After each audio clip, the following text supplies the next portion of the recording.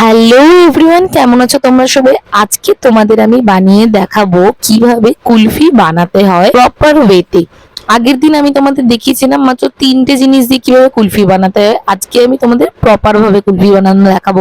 তার জন্য কি কি লাগবে? প্রথমেই লাগবে আমাদের খোয়া ক্ষীর, এটা হলো চিনি আর কাজু বাদাম গুঁড়ো করা। আমি এখানে নিয়ে নিয়েছি 2 লিটার মতো দুধ।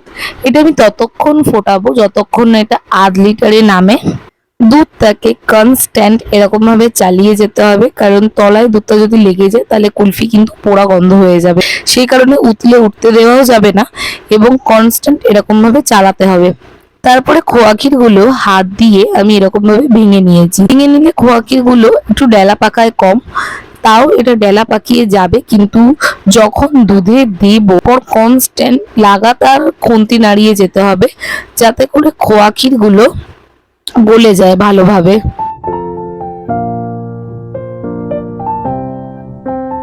দুধটা আস্তে আস্তে গরম হতে শুরু করে দিয়েছে এবং দেখতেই পাচ্ছ তোমরা আস্তে আস্তে দুধটা কমতে শুরু করে দিয়েছে।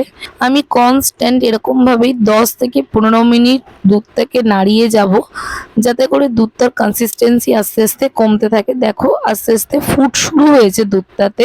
তার মধ্যে এবারে আমি খোয়া ক্ষীর যা আছে সব দিয়ে দেবো। এবার আস্তে আস্তে আমি নাড়াতে থাকবো।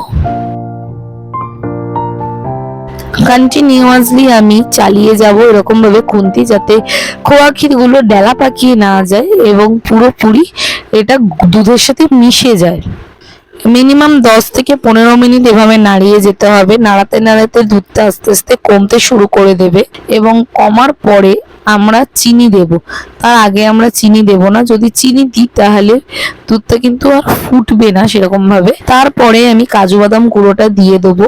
কাজু বাদাম গুঁড়ো দিয়েও সেম প্রসেসে 10 থেকে 15 মিনিট এভাবেই নাড়িয়ে যাব। আর নাড়ালে দেখতেই পাচ্ছ তোমরা ভেতরে একটু একটু লাম্পস টাইপের তৈরি হচ্ছে। এগুলো আমাদের পুরোপুরি দুধটার সঙ্গে ভালো করে মিশিয়ে দিতে হবে, নয়তো যখন এটা ঠান্ডা হয়ে মুখে পড়বে খুব বাজে লাগবে খেতে।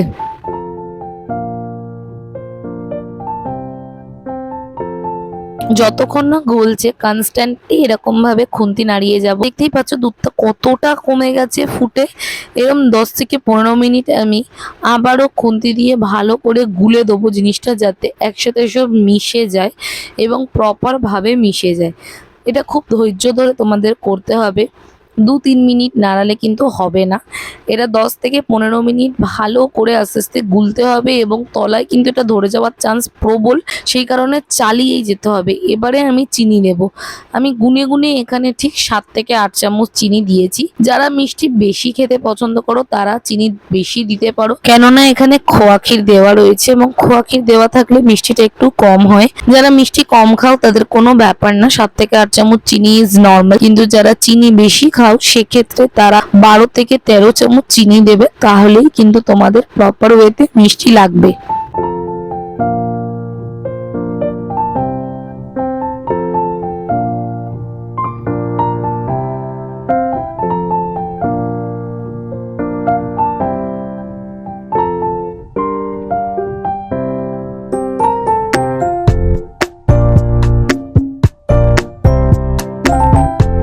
এবার আমি চিনিটা এখানে দিয়ে দিলাম। চিনিটা দিয়ে ভালো করে আবার 10 থেকে 15 মিনিট আমি নাড়াতে থাকবো দুধে। দুধটা যতক্ষণ না আধ লিটার হচ্ছে ততক্ষণ অবধি নাড়িয়ে যেতে হবে। হাফ লিটার হওয়ার পরে দুধটার কনসিস্টেন্সি তোমরা নিজেরাই বুঝতে পারবে কতটা গাঢ় হয়ে গেছে। তোমরা যদি না এরকম ভাবে জিনিসটাকে কমাও তাহলে এটা কিন্তু বরফ আইসক্রিম হয়ে যাবে, এটা কুলফি হবে না।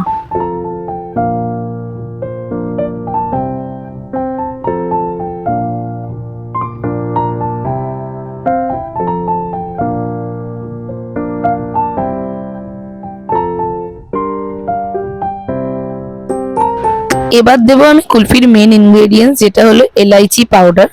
এখানে আমি 1 টিস্পুন এলাইচি পাউডার ইউজ করেছি।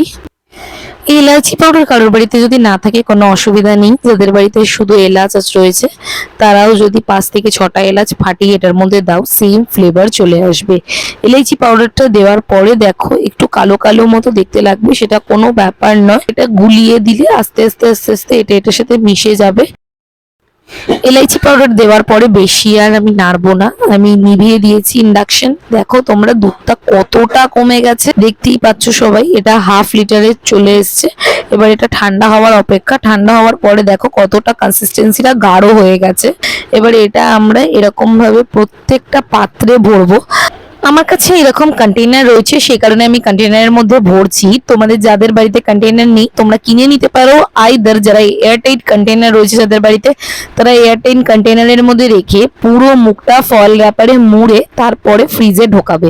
দেখো এখানে আমি এই কন্টেইনারগুলোর মধ্যে পুরো ঢুকিয়ে চেপে চেপে দিচ্ছি যাতে খুব ভালোভাবে জিনিসটা বসে। আর এটা তো কুলফির কাপ তোমরা দেখতেই পাচ্ছ।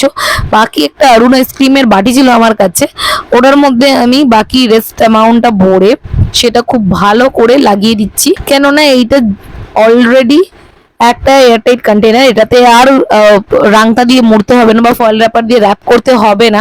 সো যদি এয়ারটাইট কন্টেনার নাও তো ফয়েল র্যাপার দিয়ে র্যাপ করতে লাগবে না আর।